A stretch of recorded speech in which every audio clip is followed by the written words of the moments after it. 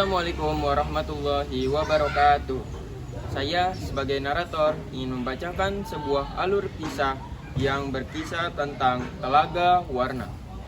Dikisahkan pada zaman dahulu kala, di Jawa Barat terdapat sebuah kerajaan yang bernama Kutatangehan yang dipimpin oleh raja yang arif dan bijaksana, yaitu Prabu Suwartalaya dan Ratu Purbamana. Rakyatnya hidup tenang, makmur, dan sangat tentram dan damai. Namun sayangnya, Prabu Suwartalaya dan Ratu Purbamana belum dikaruniai seorang anak, sehingga kini kegelisahan sang Prabu Suwartalaya dan Ratu Purbamana. Sudahlah Dinda, jangan bersedih terus. Kanda akan pergi ke hutan agar kita cepat dikaruniai seorang anak. Baiklah kalau begitu, jika memang Kanda harus pergi ke hutan, hati-hati di jalan.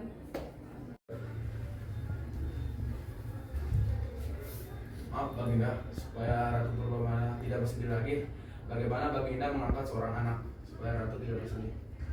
Dak, aku tidak mau punya anak angkat. Iya Paman, aku juga tidak setuju jika harus mengangkat seorang anak, karena bagi kami anak kandung lebih baik daripada anak angkat. Baiklah kalau begitu Baginda. Pergilah Prabu ke hutan untuk bertapa. Di hutan, sang Prabu terus-menerus berdoa agar dikaruniai seorang anak.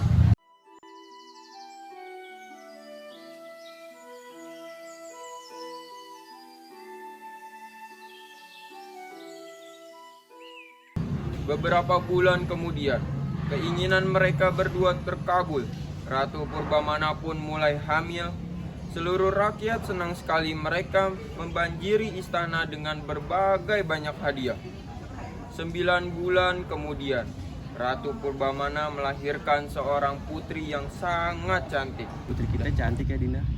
Iya Kanda, kita harus banyak-banyak bersyukur. Bagaimana kalau kita beri nama Gilang Rukmini? Iya Kanda, Dinda setuju saja. Tak hanya keluarga istana, rakyat pun turut berbahagia mendengar kabar tersebut.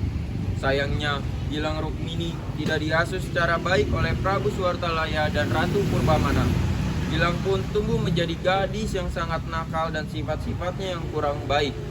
Dia tidak segan berkata-kata kasar untuk mendapatkan apa yang diinginkannya.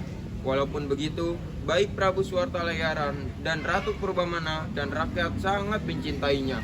Hari berlalu, putri pun tumbuh menjadi gadis remaja yang sangat cantik di seluruh negeri.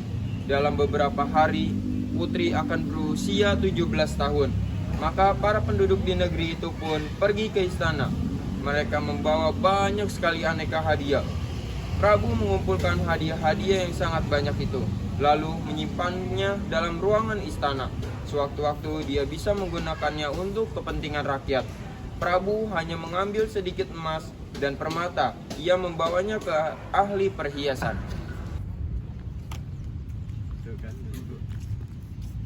Pak, tolong buatkan saya perhiasan emas. Baik Tuan, saya akan membuat sesuai permintaan Anda.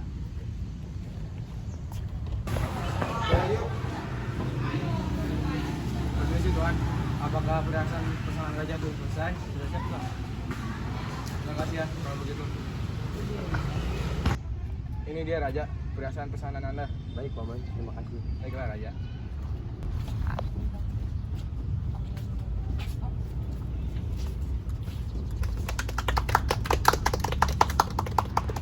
Wah, cantik sekali ya Putri Raja. Iya, aku jadi iri melihat. Putriku tercinta, Gilang Rukmini. Hari ini hari ulang tahunmu. Aku berikan kalung perhiasan ini untukmu. Putri menerima kalung itu, lalu ia melihat kalung itu sekilas kemudian. Ah, kalung apa ini? Kalung ini jelek. Aku tidak mau makanya. Ah, kalung indah terbuat dari emas permata itu dilempar begitu saja oleh Putri. Sungguh kata menyangka Putri Baginda berbuat seperti itu. Kalung yang indah pun rusak, emas dan permatanya tersebar di lantai. Seluruh rakyat yang hadir terkejut, tidak seorang bicara. Suasana yang hening. Tiba-tiba Ratu Purbamana menangis melihat perilaku putrinya. Rakyatnya pun mengikuti menangis melihat Ratu Purbamana menangis. Akhirnya semua pun meneteskan air mata, sehingga istana basah oleh air mata mereka. Kenapa tiba-tiba ada air? Kenapa tiba-tiba membentuk kolam kecil? Bukan, ini banjir.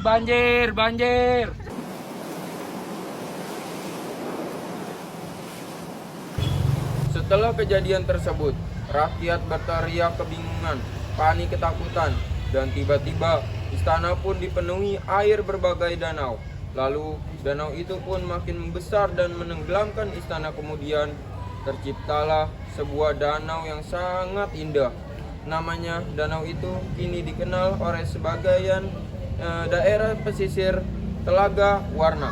Warna itu berasal dari bayangan hutan, tanaman, bunga-bunga, dan langit di sekitar telaga. Namun, orang mengatakan warna-warna itu berasal dari kalung Putri Gilang Rukmini yang tersebar di dasar telaga. Sekian dari kelompok kami, kurang lebih